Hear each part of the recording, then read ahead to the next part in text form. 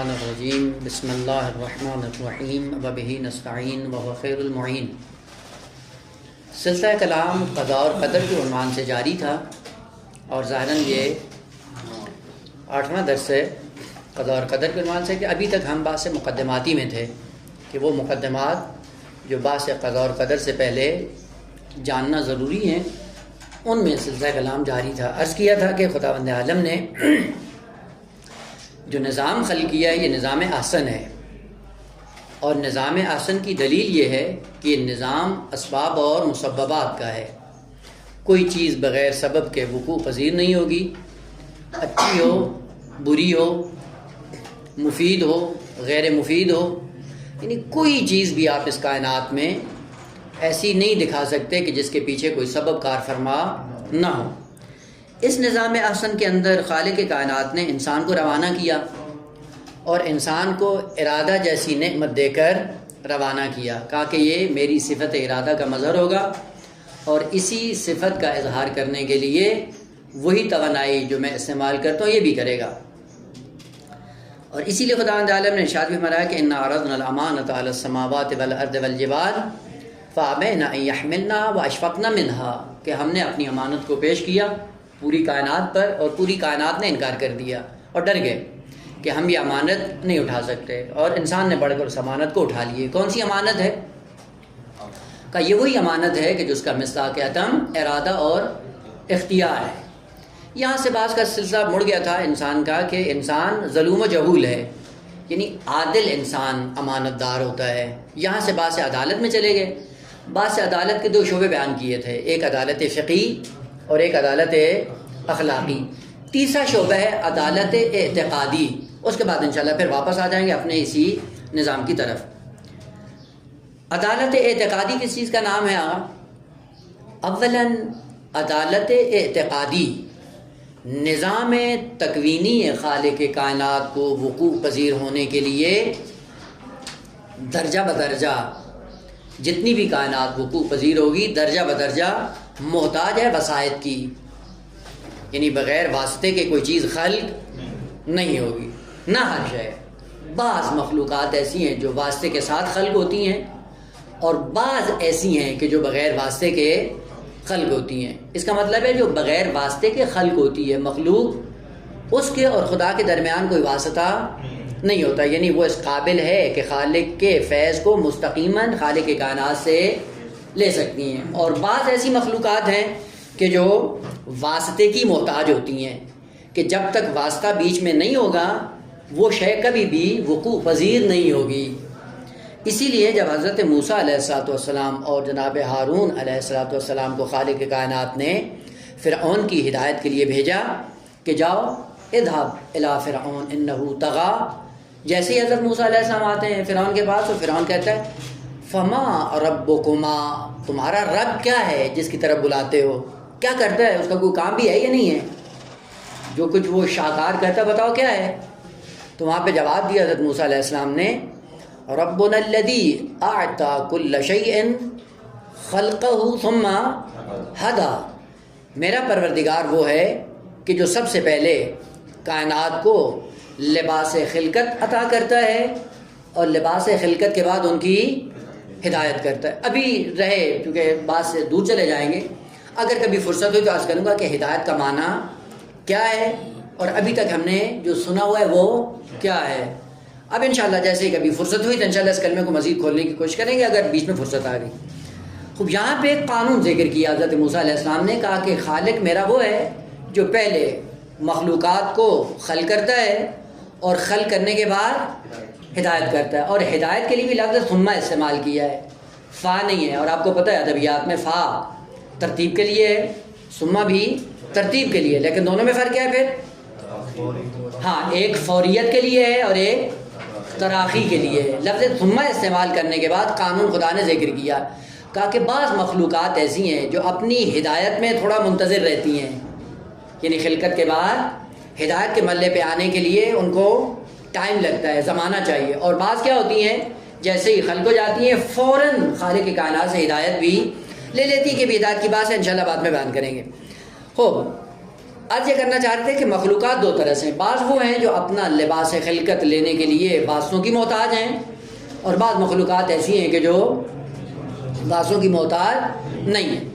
اور یہ قانون عقلی مسلم ہے کہ جس کی خلقت میں واسطہ ہوگا اس کی ہدایت میں بھی واسطہ ہوگا. ممکن ہی نہیں ہے کہ خلقت واسطے کے ساتھ ہو اور ہدایت مستقیم اللہ سے لے، ممکن ہی نہیں ہے. اور جس کی خلقت میں کوئی واسطہ نہیں ہوگا اس کی ہدایت میں بھی کوئی واسطہ نہیں ہوگا. یہ قانون عقلی ہے، اور قانون جو قرآن نے بھی ذکر کیا ہے. بس عدالت اعتقادی سے مراد یہ ہے کہ خالق کائنات کا فیض جو مخلوقات تک پہنچے گا.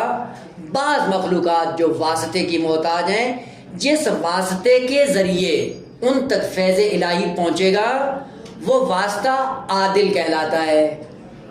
عادل بمعنی اعتقادی، یعنی اگر اس واسطے کو بیچ سے آپ ہٹا دیں تو اللہ کا فیض اس مخلوق تک نہیں پہنچے گا. خوب سوال، آیا خالق کائنات جب اس شے کو خلقت دینا چاہ رہا ہے یا ہدایت دینا چاہ رہا ہے، معاذ اللہ خدا محتاج ہے کہ بیچ میں واسطے کو رکھے؟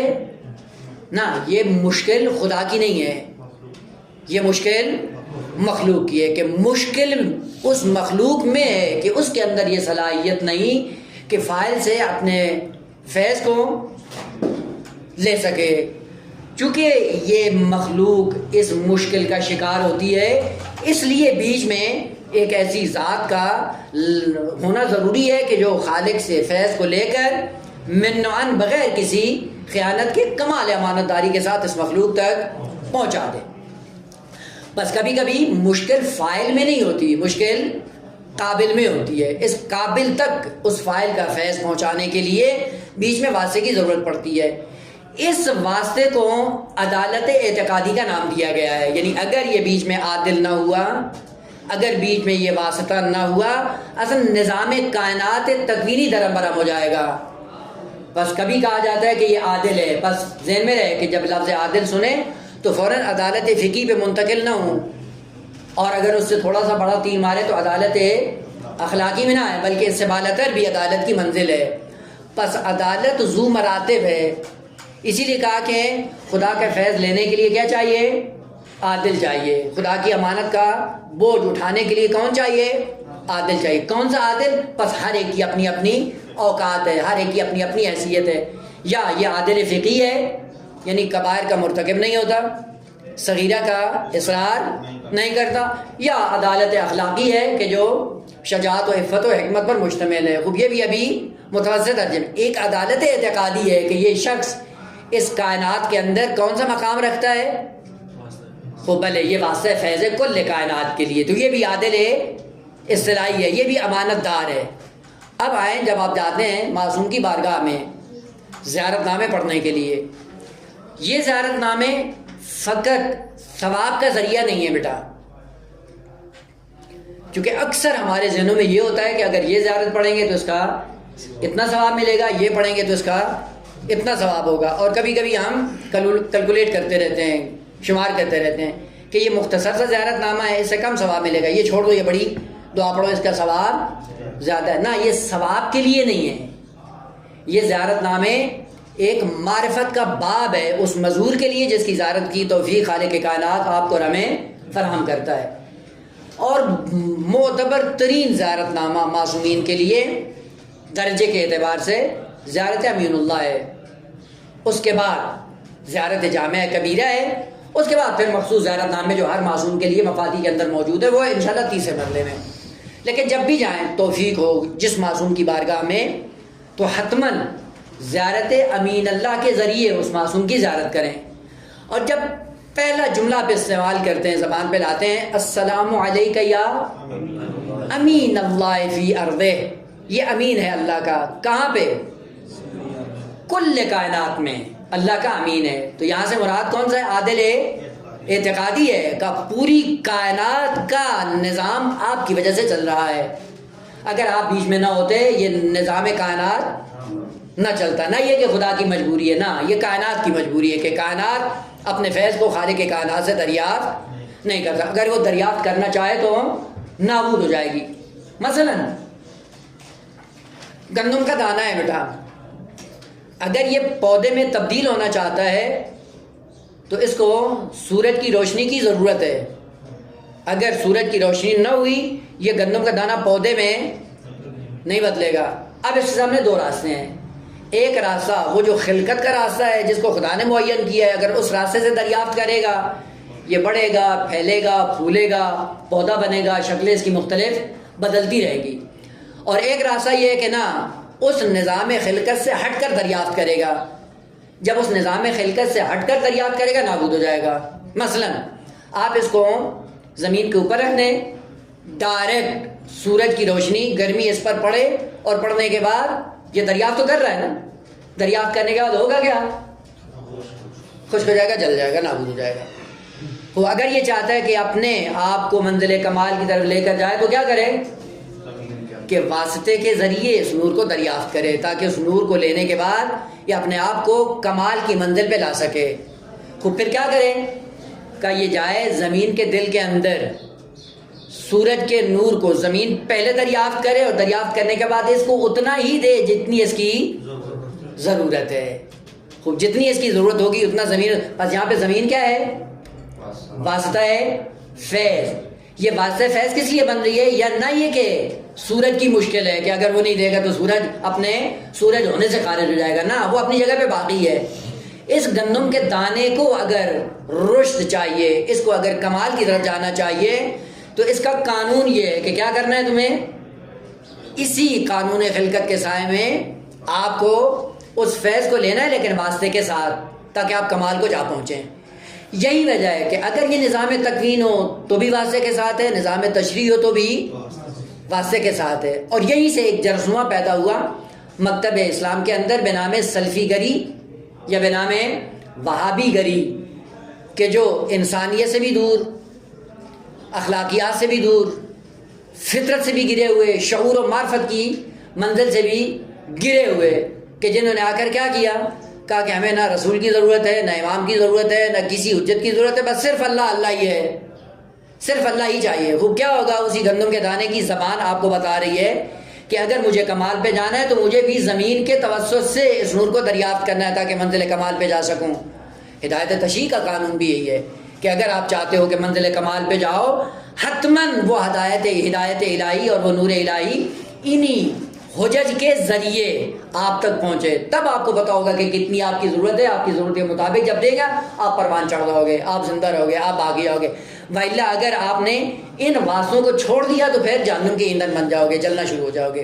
بس قانون یہ ہے نظام کائنات خداوند عالم کا کہ جب بھی مخلوقات کو خالق کائنات اپنا فیض پہنچانا چاہتا ہے تو اس میں واسطے کی ضرورت ہے. واسطہ اس مخلوق کی ضرورت ہے. اس کی ضرورت کو پورا کرنے کے لیے اس واسطے کو بیچ میں رکھا جاتا ہے اور یہ واسطہ امین بن کر اللہ کے فیض کو جتنی جس کی ضرورت ہوتی ہے اتنا دیتا ہے. اسی لیے دیکھیں بیٹا، جتنے لوگ ہیں ائمہ طاہرین کے ساتھ منسلک ہوئے ہیں، چونکہ ہر ایک کی معرفت کا درجہ ایک جیسا نہیں تھا، جتنی جس شخص کی معرفت تھی اسی اعتبار سے ائمہ طاہرین سے اس نے کسب فیض کیا ہے.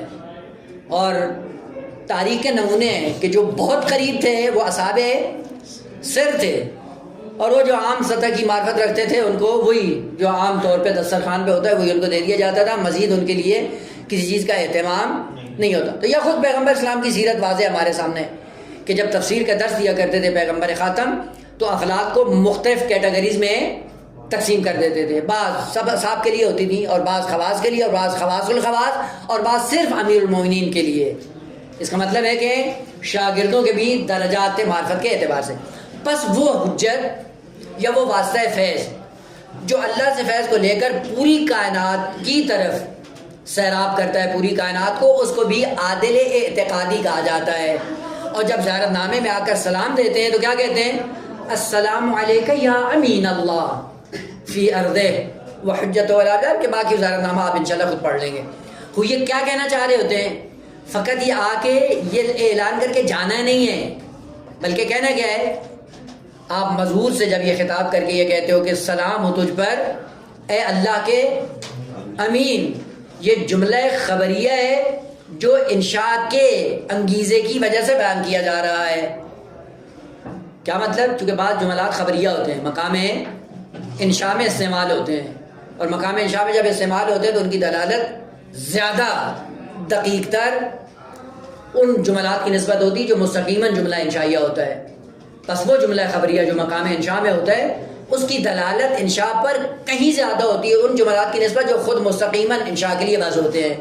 تو کہنا کیا چاہ رہے ہوتے ہیں, ہے جملہ خبریہ اور انشاء کا معنی اس کے اندر متضمن ہے, اور آ کر تعہد کر کے آتے ہیں کیا کہ اے حجت خدا جس مقام امانت پہ آپ فائز ہیں اللہ سے طلب کرو کہ خالق کائنات ہمیں بھی اس مقام پر پہنچائے کہ ہم بھی آپ کے نقش قدم پہ چلتے ہوئے وہی مقام پائیں جو آپ کو ملا ہے. اب وہ ملے گا یا نہیں ملے گا یہ الگ بات ہے, لیکن خواہش, انشاء, ایجاد, طلب یہ ہے کہ آپ اس عنوان سے جا کر اس زیارت نامے کو تلاوت کیا کریں. بس زیارت نامے ایک معرفت کا باب ہے ائمہ طاہرین کی نسبت, نہ فقط یہ کہ ثواب کا ذریعہ ہے, نہ ثواب اپنی جگہ پہ, لیکن یہ زیارت نامے فقط ان ائمہ کے مقامات کو ثابت کرنے کے لیے اور ہمارے اندر انگیزہ پیدا کرنے کے لیے کہ آگا یہ بھی تو انسان تھے. اگر یہ پہنچ سکتے ہیں تو اس کا مطلب ہے راستہ کھلا ہے, صلاح عام ہے یاران نقطہ کے لیے. خوب یہاں سے جب پتہ چل گیا کہ عادل ہی اللہ کا امین ہوتا ہے, اس امین کو خالق کائنات نے کون سی چیز دی ہے؟ ارادہ اور اختیار دے کر دنیا میں روانہ کر دیا. خود جب دنیا میں آ گیا ارادہ اور اختیار لے کر کہ جو فقط اس انسان کے پاس ہے کسی اور کے پاس نہیں ہے, اور آیا کس میں ہے کا نظام احسن میں آیا ہے. اب جب نظام احسن میں آیا ہے, نظام احسن ہے اسباب کا نظام, علل و معالل کا نظام, یعنی کوئی چیز بغیر سبب اور بغیر علت کے وقوع پذیر نہیں ہوگی.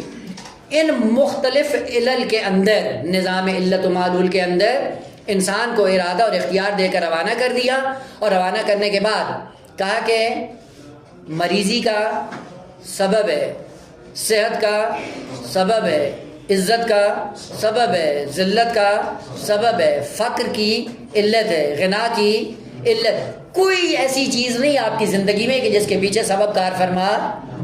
اس نظام اسباب و مسببات میں انسان کو ارادہ اور اختیار دے کر روانہ کر دیا کہ جس کو چاہو چن لو. خود چننے سے پہلے خالق کائنات نے ترغیب دلائی ہے کیا کرو, پہلے معرفت پیدا کرو, پہلے آگہی پیدا کرو, پہلے شعور پیدا کرو, بعد میں انتخاب کرو. اور عجیب بات یہ ہے کہ اگر آپ روایات کے باب میں جائیں, جیسے ہی روایت میں ہے نا طلب العلم فریضۃ کیا علی کل مسلم, و مسلمہ کیا ہے, یہ غریب کی محنت ہے. جو معصوم نے ذکر کیا وہ فقط یہیں تک ہے, طلب العلم فریضۃ علی کل مسلم, مسلمہ نہیں ہے. اور دوسری بات کہ طلب العلم مبتدا ہے, فریضۃ خبر ہے, اور وہ کیا ہے مؤنث ہے نا, اور طلب العلم کیا ہے نکرہ ہے, یہ معرفہ ہے. خوب ہے نکرہ ہے جو معرفہ ہوا طلب العلم کے صاحب ہے, اور وہ مذکر ہے, اور فریضۃ کیا ہے مؤنث. آپ کو پتہ ہے کہ جب خبر مشتق ہوتی ہے تو مطابقت ضروری ہے. تو یہ فریضۃ تو مؤنث ہے, طلب العلم مذکر ہے. کیسے ہو گیا جملہ یہ کامل کیسے ہوا ہے اور معصوم کی زبان سے صادر ہوا ہے؟ تو یہاں سے مشکل حل ہو جاتی انسان کی ادبیات کے اعتبار سے کہ فریضۃ میں تا جو ہے تائے تانیث نہیں ہے. کیا ہے؟ تائے مبالغہ ہے. جیسے علامتن, فہامتن, جس طرح وہ ہے بصیرتن, بل الانسانو علی نفسہ بصیرتن.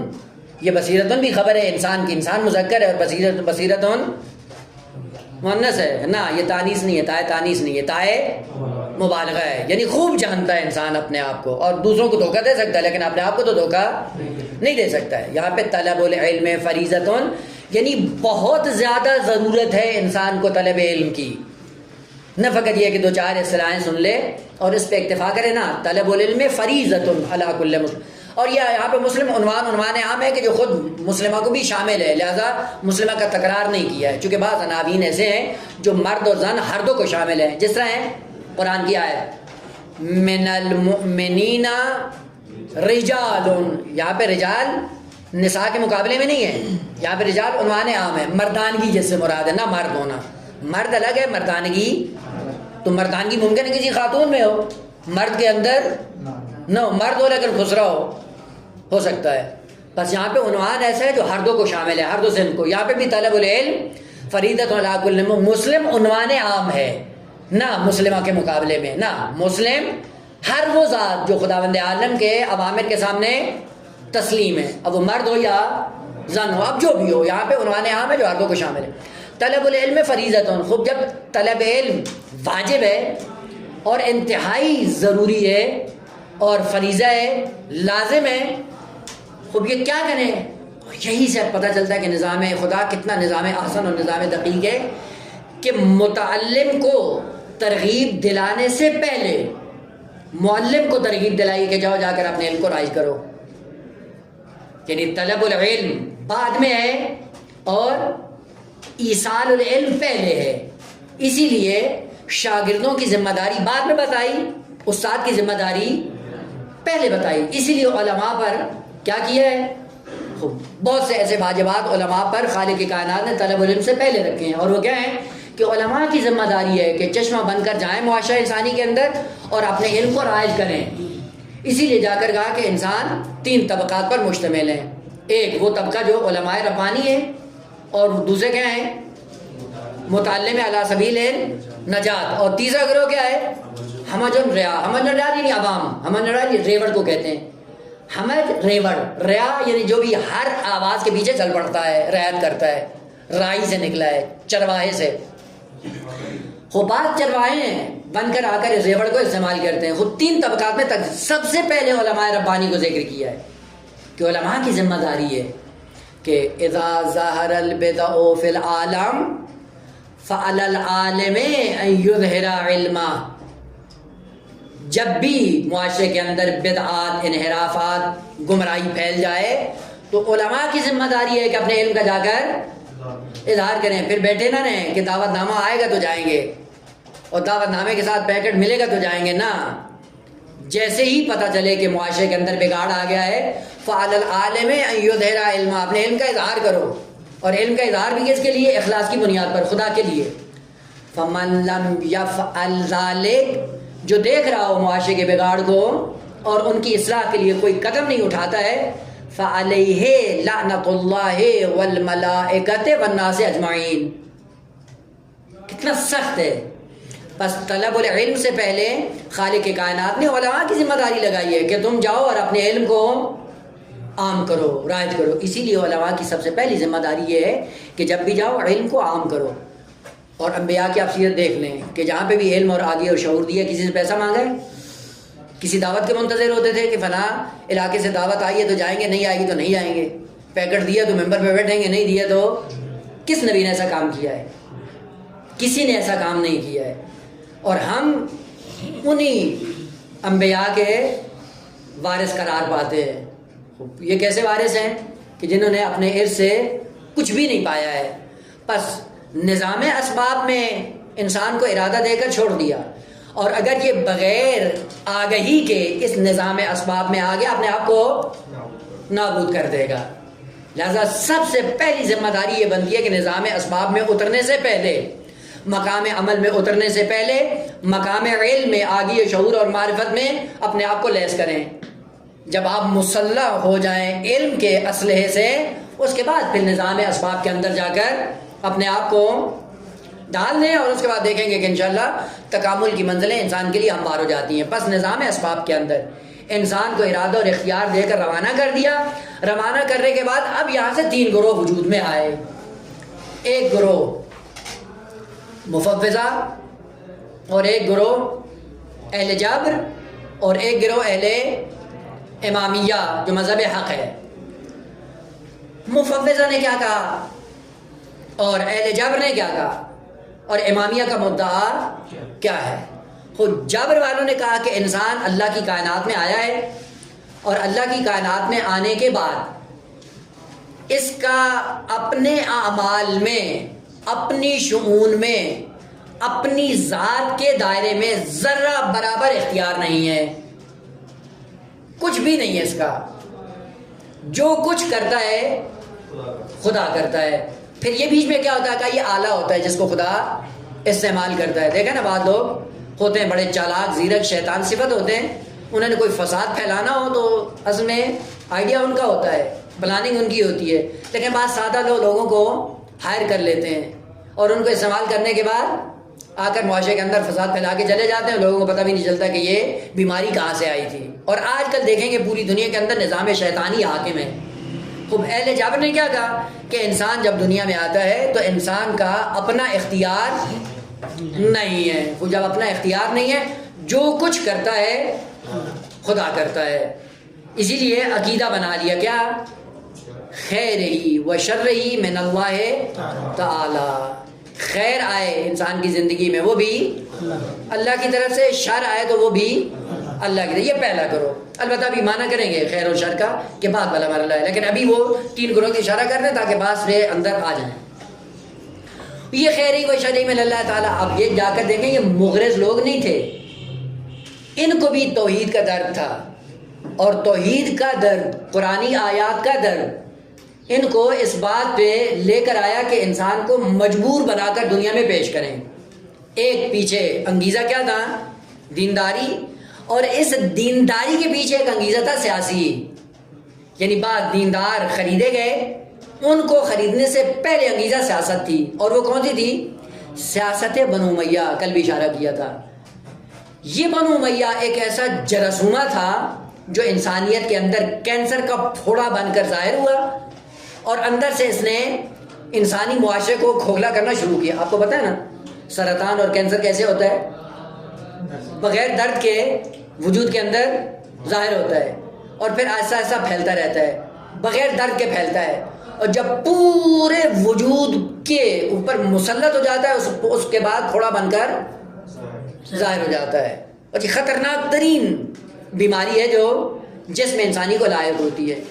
اور معاشرہ انسانی کے اندر اسی سرطان کا دوسرا نام بنو امیہ ہے, جنہوں نے آ کر اسلام کی جڑیں اتنی کھوکھلی کی آہستہ آہستہ دھیرے دھیرے حکومت اور بیت المال کے بل بوتے پہ کہ جب پورے نظام اسلامی کے انہوں نے 180 درجے چینج کر دیا, پھوڑا بن کر ظاہر ہو گیا. اور وہی کینسر بن کر جبر کا عقیدہ بن کر بشریت کے اندر ظاہر ہوا. اب ان کے فرامین کو, ان کے معتقدات کو, ان کے مکاتب کو دینی رنگ دینے کے لیے درباری ملا خریدے گئے, اور درباری ملاؤں نے قرآن و حدیث کی روشنی میں انہی کے عقائد کی ترویج کی, انہی کے عقائد کا پرچار کرنا شروع کیا. لیکن کس رنگ میں؟ دینی رنگ میں. سیاست کو دینی رنگ دے کر معاشرے کے اندر رائج کیا. مثلا معاویہ علیہ الحاویہ, یہ ملعون جب بھی ظلم اور بربریت سے لوگوں کو قتل عام کرتا تو آ کے یہ کہتا کہ مگر آپ نے قرآنی آیات نہیں پڑھی ہیں, وَمَا تَسْقُطُ مِنْ وَرَقَةٍ, ہے نا نماز غفیل میں پڑھتے ہیں نا, وَمَا تَسْقُطُ مِنْ وَرَقَةٍ, ایک درخت کا چھوٹا سا پتا بھی نہیں گرتا ہے مگر یہ کہ پیچھے کیا ہے؟ خدا کا علم بھی شامل ہے, خدا کی مرضی بھی شامل ہے, خدا کا عزم بھی شامل ہے, خدا کی قدرت بھی شامل ہے. یعنی خدا کی مرضی کے بغیر جب اس کائنات میں ایک پتا حرکت نہیں کرتا تو میں اتنی بڑی باڈی کے ساتھ خدا کی مرضی کے بغیر ظلم کرتا ہوں. اب لوگ بیچارے چونکہ سادہ ہیں, دین کی سد بد ہے نہیں, اور اہل بیت سے رابطہ ان کا ہے نہیں, کیا ہو جاتے ہیں؟ گمراہ ہو جاتے ہیں. اور خصوصاً اس صورت میں کہ جب دینی رہنما انہی چیزوں کو دین کا رنگ دے کر بیان کرنا شروع کر دیں تو اس کے بعد لوگ کیا ہو جاتے ہیں؟ مطمئن بھی ہو جاتے ہیں. اب ان سے جب پوچھا گیا ان درباری ملاؤں سے کہ تم جب بنو امیہ کی پرچار کرتے ہو اور بنو امیہ کی پرچار کرنے کے بعد دین کی جڑیں کھوکھلی کرتے ہو, نابود کرتے ہو, تو ظاہر سی بات ہے جب تک ان کے پیچھے بھی دینی رنگ نہ ہو یہ بھی اپنی بات نہیں منوا سکتے ہیں. لہذا اپنے ان معتقدات کو دینی رنگ دینے کے لیے قرآنی آیات کا سہارا لیتے تھے. اور وہ قرآنی آیات جو متشابہ تھیں یا وہ آیات کے جن کا معنی لوگ نہیں جانتے تھے, ان آیات کا سہارا لے کر انہی اباطیل کو دینی رنگ دے کر معاشرے کے اندر عام کرتے تھے. جہاں سے یہ عقیدہ جبر وجود میں آیا جس کا دوسرا نام ہے عقیدہ قسمت, عقیدہ تقدیر. اور آج دیکھیں پوری بشریت کی زبان پر یہی ہوتا ہے. یہ کیا ہوا کہ قسمت میں لکھا تھا, یہ تقدیر ایسے تھی, وہ یہ تقدیر ایسے تھی, یعنی کیا مطلب؟ یعنی میرا اس میں کوئی اختیار شامل نہیں ہے. یہ کیا ہوا, یہ کہاں سے آیا؟ یہ جملہ آدمی جب سنتا ہے تو واقعاً انسان کے رونگٹے کھڑے ہو جاتے ہیں کہ کس حد تک یہ سرطان کا جراثومہ ابھی بھی بشریت کے اندر جاری ہے. ابھی بھی ہم نے کام نہیں کیا بشریت کے اوپر کہ مکتب اہل بیت کی ترویج کرتے اور ایسا ایسا لوگوں کو اہل بیت کے ساتھ منسلک کرتے. وہ کہاں سے لیا انہوں نے عقیدہ جان؟ قرآن سے لیا ہے. قرآن میں کیا ہے؟ بعض مسلمان جو پیغمبر اسلام کے زمانے میں تھے وہ جب جنگوں پہ جاتے تھے تو جنگوں میں جانے کے بعد کبھی کبھی شکست ہو جاتی تھی اور کبھی کامیابی ہوتی. جب ان کو شکست ہوتی تو آ کے پیغمبر کو تانا دیتے. کیا تانا دیتے؟ یہ تمہاری وجہ سے. ان تصبہم سیئۃ، اگر کوئی ناگوار حالات ہوتے تو کیا کہتے؟ یقولو، یہ کیا کہتے؟ ہاں میں نے دیکھ یہ تیری طرف سے تو نے ذلیل کر دیا معاذ اللہ. اور جب کوئی ہنسنا پہنچتا تھا تو کہتے کیا دے دے؟ یقولو آدھے میں نے دیا تو اللہ نے دیا، قسمت میں تھا ہمیں مل گیا. اور خدا کا لطف تھا اللہ آپ نے تو ہمیں مروا دیا ہے. خدا نے کیا کہا رسول سے؟ کیا قل، رسول کو کل من عند اللہ، ہر تو اللہ کی طرف سے ہے. جب انہوں نے کہا کہ ہر ایک اللہ کی طرف، سیاح بھی اللہ کی طرف سے، ہنسنا بھی اللہ کی طرف سے، مطلب انسان کا کوئی اختیار نہیں ہے. خود جب اختیار نہیں ہے تو عقیدہ کیا بنا لیا؟ خیر ہی و شر ہی من اللہ تعالیٰ. بس پیچھے کیا چیز ہے؟ آیت قرآنی کار فرما ہے. اب چونکہ ابھی آیت میں نہیں جائیں گے، بعد میں آ کر اس آیت کا حل بیان کریں گے کہ آدھی آیت لے لی اور باقی آدھی کو چھوڑ دیا ہے، اور اس کے چھوڑنے کا نتیجہ یہ ہے کہ جبر کے قائل ہو گئے. یا بعض اور بھی آیات ہیں کہ جو اسی مضمون کو بیان کرتی ہیں کہ خدا نے تمہیں بھی خلق کیا اور تمہارے اعمال کا خالق بھی اللہ ہے. هو الذی خلقکم وما تعملون، هو الذی یعنی وہ خدا جس نے تمہیں خلق کیا، وما اور جو تمہارا عمل اس کا خالق بھی کون ہے؟ یہ بھی مشکل کہاں سے ہوئی ہے کہ ایک آیت کا صحیح معنی یہاں پہ شاید عرض کیا تھا کہ یہاں پہ خلقکم وما تعملون، ما تعملون سے مراد بت ہیں، یعنی بت جس کو تم پوجتے ہو ان کو کس نے وجود دیا ہے؟ جس کے سامنے تم جھکتے ہو اس کو وجود کس نے دیا ہے؟ یا لکڑی سے ہوتا ہے یا پتھر سے ہوتا ہے؟ پتھر لکڑی کا خالق کون ہے؟ خدا ہے. بس خدا کی مخلوق کو خدا کی جگہ پہ رکھ کر پوچھتے ہو. یہاں سے مراد عمل سے مراد وہ عمل نہیں ہے جو انسان انجام دیتا ہے نا، وہ بت جن کی پوجا کرتا ہے. وہ بس وہاں پہ بھی آیت بنا لی. آیت بنانے کے بعد کیا کہا کہ انسان کا خالق بھی اللہ ہے اور انسان کے اعمال کا خالق بھی اللہ ہے. انسان کا کوئی اختیار نہیں ہے. تیسرا درد جو ان کو دین کی مشکل، دین کے سائے میں تھا، وہ یہ تھا کہ اگر ہم نے کہا کہ انسان ہے مختار، انسان کام کرتا ہے خود، تو نتیجہ کیا ہوگا؟ توحید خدا کی خطرے میں پڑ جائے گی، کیونکہ خدا کی بھی خالق اور ادھر سے انسان بھی اپنے اعمال کا خالق. پھر خالق ایک نہیں ہے، کتنے ہو جائیں گے؟ دو نہیں، کئی ایک. جتنے انسان ہیں سارے کے سارے خالق ہیں. بس مشکل کیا ہوئی کہ جبر کے عقیدے کے پیچھے بھی درد دین کا ہے، درد توحید کا ہے، لیکن درباری ملاؤں کے اندر بے شعوری کے عالم میں پیچھے درد سیاست کا ہے، اقتدار کا ہے، نظام کا ہے، قدرت کا ہے. اپنی قدرت کو محفوظ کرنے کے لیے دین کا سہارا لیا جا رہا ہے. بس جابر نے کیا کہا کہ انسان کا عمل کے ساتھ کوئی تعلق نہیں ہے، جو کچھ کرتا ہے خدا کرتا ہے. بس انسان بیچ میں کیا ہے کہ انسان کی کوئی حیثیت نہیں ہے. بس اس عقیدہ جابر نے آ کر کیا ثابت کیا ہے کہ انسانی اعمال میں، انسانی گفتار و رفتار میں انسان کا ذرہ برابر کوئی اثر نہیں ہے، اور انسان ہے مجبور محض، جو کچھ کرتا ہے خدا کرتا ہے. بعد میں جب تھوڑا سا یہ عقیدہ رائج ہوا اور ایسا ایسا لوگوں کے اندر شعور پیدا ہوا، فوراً انہوں نے سوال اٹھانا شروع کیے، اور ایسا ایسا ان سوالوں کے نتیجے میں یہ عقیدہ تات و شعا میں چلا گیا. اور وہ کیا تھا؟ کہا کیا یہ کیسے ادھر کہتے ہو کہ خدا عادل ہے، ان اللہ لیس بظلام للعبید، ظلم نہیں کرتا ہے خدا، اور ذرہ برابر ظلم نہیں کرتا ہے. تو یہ کیسے ممکن ہے کہ کام خود کرے اور جب جلنے یا جلانے کی باری آئے تو انسان کو جہنم میں جھونک دے؟ ظاہر سی بات ہے جب گناہ گار ہوگا تو کہاں جائے گا؟ جہنم ہے. اور اس گناہ میں اس بیچارے کا کوئی رول بھی نہیں ہے، یعنی جو عمل انسان کرتا ہے اس عمل میں انسان کا کوئی رول نہیں ہے، کوئی کردار نہیں ہے، کوئی اثر نہیں ہے، کوئی کچھ بھی نہیں ہے. وہ جب میرا ہے ہی نہیں تو سزا مجھے کیوں دی گئی ہے؟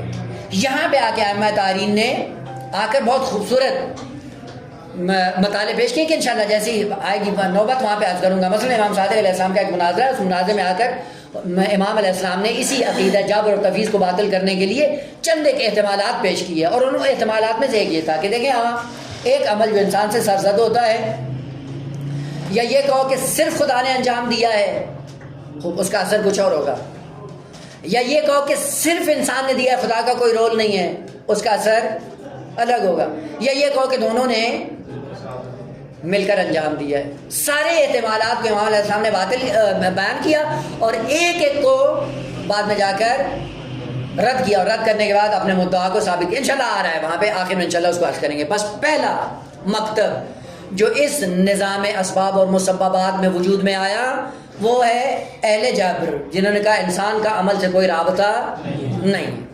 خوب ادھر سے دیکھا کہ آگے اتنے زیادہ اشکالات ہیں، اگر یہ انسان کا رول نہیں ہے تو پھر جہنم میں کیوں جاتا ہے بیچارہ؟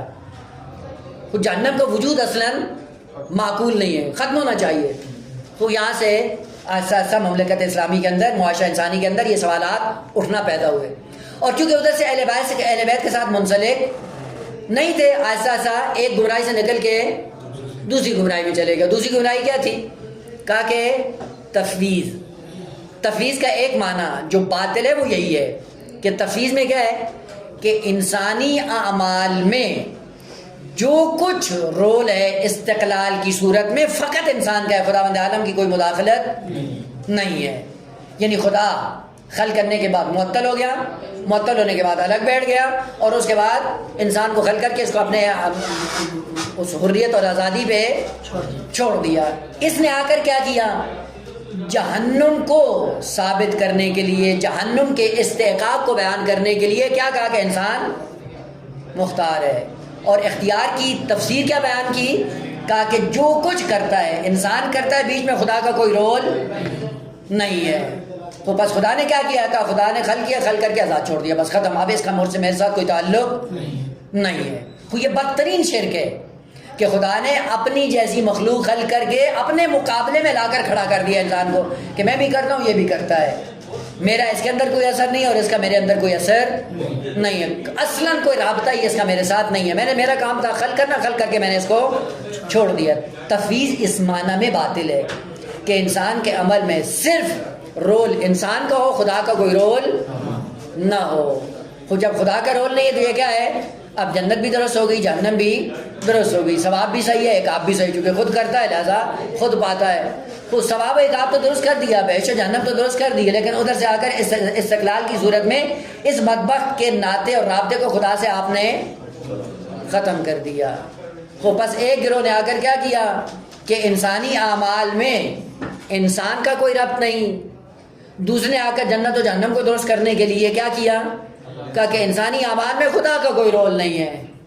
ایک جبر بن گیا اور دوسرا تفویض بن گیا۔ معصوم نے کیا فرمایا؟ لا جبر بلا بل الامر۔ خوب سب سے پہلے معنی کرتے ہیں کہ معصوم نے یہ فرمایا کہ نہ جبر ہے نہ بلکہ امر بین الامرین ہے۔ خوب بین الامرین کا معنی پھر کیا کرتے ہیں کہ بعض موارد میں تم مجبور ہو اور بعض موارد میں تم مختار ہو۔ تفسیر یہ کی اور اس سے بدتر بنا دیا، اور وہ کیا ہے؟ اور پھر مثال بھی دیتے ہیں۔ مثال کیا دیتے ہیں؟ بھلے امام علیہ السلام سے پوچھا گیا کہ جبر اختیار کیا ہے؟ تو انہوں نے ٹانگ اٹھاؤ، اٹھا لی، دوسری بڑھا کا اپنی اٹھا سکتے بس یہی ہے۔ ہاں کبھی کبھی انسان رہ جاتا ہے کہ یہ مطالب آتے کہاں سے ہیں، کیونکہ جب آدمی کتابیں اٹھاتا ہے کہیں نظر نہیں آتا، کتاب کے اندر کچھ ملتا نہیں ہے، لیکن یہ غریب کی محنت پتہ نہیں کیسے نمایاں ہو جاتی ہے، اور ایسی نمایاں ہوتی ہے کہ وہ یہ منزل بن کر معاشرے کے اندر پھیل جاتی ہے۔ آج کے بعد لمحہ فکری ہے، جا کر دیکھیں کتابوں کو، حدیثی کتابوں کو ٹٹولیں کہ کہاں پہ امیر المومنین نے ارشاد فرمایا ہے۔ ضمن ایک اور بات بھی عرض کر دوں، ہے تھوڑی سی کڑوی سخت ہے لیکن دیکھیے عموماً یہ ذکر کیا جاتا ہے، البتہ پہلے کام کر کے آئیں، اس کے بعد انشاءاللہ اگلی ڈوز دیتا ہوں کہ من علمنی حرفا فقد سیرنی عبدا۔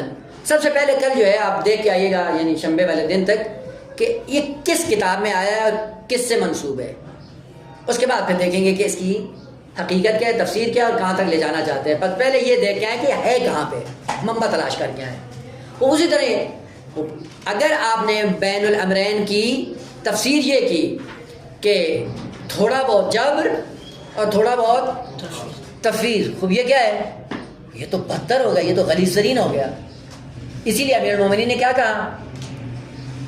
الیمین والشمال مضلہ والطریق الوسطی ہی الجادہ. یعنی دائیں بھی گمراہی ہے, بائیں بھی گمراہی ہے, اور حقیقت اور صراط مستقیم کیا ہے؟ بیچ کا راستہ ہے. بیچ کا راستہ کا مطلب کیا ہے؟ یعنی آدھا دائیں لے لیں آدھا بائیں لے لیں. حد کل جو دائیں والی گمراہی ہے اس سے بائیں والے محفوظ ہیں, اور جو بائیں والوں کی نجاست ہے اس سے دائیں والے محفوظ ہیں. اور اس نے بیچ کا راستہ بنا کے آدھی نجاست وہ لے لی آدھی اس کی لے لی, یہ تو دونوں راستوں کا مجموعہ بن گیا. وہ یہ تو بدتر ہو گیا. وہ اگر جبر بھی نجاست ہے اور تفویض بھی نجاست ہے تو اگر آدھی آدھی نجاست لیں تو طہارت بن جائے گی.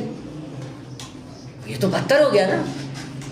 بس پہلے معنی صحیح کرو امام کے قول کا. اس کا مطلب قطعاً یہ نہیں ہے کہ آدھے میں جبر ہے اور آدھے میں اختیار. اصل میں والا معنی نہیں ہے. یہاں پہ لفظ بین ورا کے معنی میں ہے. لا جبر ولا تفویض بل الامر ورا الامرین. ان سے ہٹ کر ایک تیسری وادی ہے, اور تیسری وادی کیا ہے؟ وہی وادی ہے حق ہے. مثلا فرض کریں انسان کو کنجوس ہونا چاہیے یا فضول خرچ؟ کیا کریں؟ کبھی کنجوسی کرے کبھی فضول خرچی کرے, تو یہ معتدل ہے. انسان کو بزدل ہونا چاہیے بے باک, کبھی بزدل ہو جائے اور کبھی آدھا وہ آدھا یہ تو بدتر ہو گیا. جتنے بھی مفاہیم ہیں ان میں عدالت کا معنی یہ نہیں ہے کہ آدھا وہ نجاست لے لو اور آدھی یہ نجاست لے لو اور آدھی آدھی نجاست کو ملا کے طہارت بنا دو. یہ کون سا مجموعہ ہے؟ مثلا ایک روایت ہے من گھڑت جو اہل سنت نے گھڑی اور گھڑ کر پیغمبر کی طرف منسوب کر دیا, اور وہ کیا تھی؟ وہی پہلے جانور کو خلیفہ برحق ثابت کرنے کے لیے کیا تھا کہ اس کو امت نے انتخاب کیا, اور پیغمبر کی حدیث ہے کہ میری امت کیا ہے؟ لا تجتمع امتی علی خطا. میری امت کبھی خطا پہ جمع نہیں ہو سکتی. اگر یہ اکٹھے ہوئے ہیں ایک کو اس جانور کو انہوں نے خلیفہ بنا دیا ہے تو اس میں ان کی کوئی خطا نہیں ہے. امت معصوم ہے. جب امت معصوم ہے تو ظاہر سی بات ان کا انتخاب بھی معصومانہ ہے, لہٰذا اس میں کوئی مشکل نہیں. یہ کیسی بات ہے جو نہ عقل میں آنے والی ہے نہ فطرت میں آنے والی ہے؟ مثلا فرض کریں یہی اکائیاں امت کی اگر یہ الگ الگ بیٹھے ہوں تو یہ سارے جاہل ہیں, درست, اور اگر ان کو ایک کمرے میں اکٹھا کر دو تو یہ کیا ہو جائیں گے؟ سارے عالم بن جائیں گے. ہو سکتا ہے وہ سارے مریض ہیں یہ الگ الگ, اور ان کو اگر ایک چھت کے نیچے اکٹھا کر دو سارے ڈاکٹر ہیں, ہو جاتا ہے. یہ کیا بکواس ہے؟ اور ایسے ایسی آ کر تہمتیں پیغمبر اسلام پر لگائی گئی کہ جو نہ کسی ناقص ترین عقل کے اندر آنے والی بات نہیں ہے. کس نے کہا لا تجتمع امتی علی خطا؟ کب پیغمبر اسلام نے یہ فرمایا؟ اور کیسے عقل کے اندر آنے والی بات ہے کہ جس پر یہ اکٹھے ہو جائیں, اگر باطل پر اکٹھے ہو جائیں تو باطل حق بن جاتا ہے؟ یہ کون سی بات ہے؟